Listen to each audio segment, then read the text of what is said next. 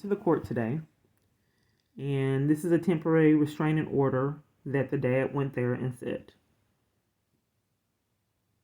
The CPS was involved, and then they pulled out when they incriminated themselves and then followed protocol.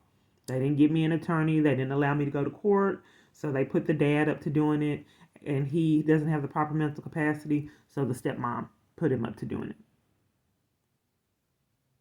So they appeared at court, examined the petitioner's affidavit, and finds that the petitioner is entitled to temporary restraining order.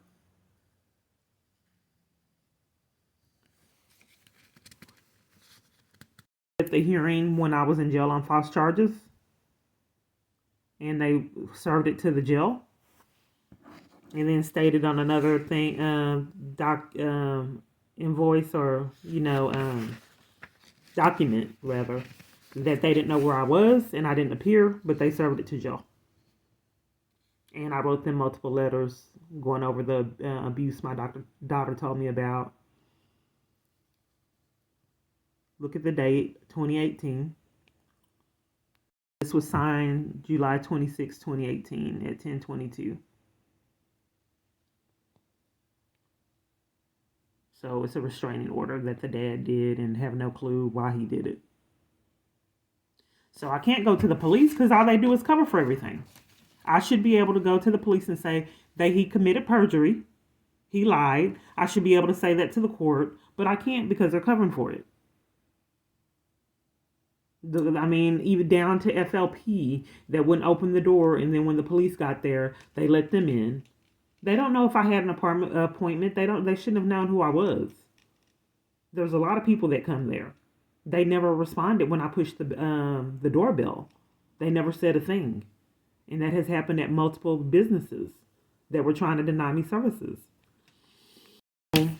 There was a dismissal hearing on March 22nd to dismiss everything.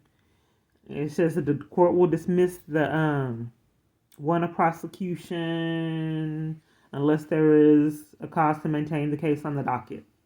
That we're going to dismiss it. Well, I was there. March 22nd, they wouldn't let me appear at court. And the dad, Michael Cage, and the stepmom never came. I was the only one that was there. And they wouldn't let me appear at my own court date. So they set another court date, July 10th, where Kim Cooks took my rights, and then it changed to Mary Murphy did it. So I was at the court date. They didn't tell me anything about another setting. And they wouldn't let me tell them about the corruption. And they wouldn't tell me what I did wrong to not have my custody rights. They will not tell me anywhere.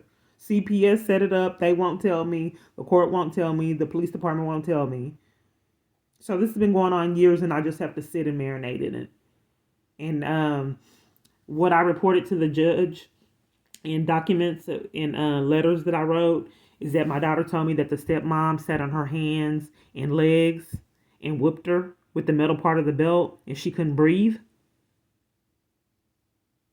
That's what she reported to me. And she couldn't breathe while she did it for eating candy. And that's what I reported to the court, and they're still ignoring my reports, what I told them my daughter said. Then the other time she had bruises, September 2011. This is the motion to enforce that I did October 10th, 2018, because they weren't allowing me to see my daughter. The court ignored it, along with the abuse that I reported that my daughter said that she experienced. It was around February of 2018. And stepmom didn't want to talk about it. And neither does the court. CPS or no agency. And I hope someone is listening that can help. All of the comments, that's a form of abuse. It's called victim shaming. So I just wish that someone would intervene in this chaos and help me. My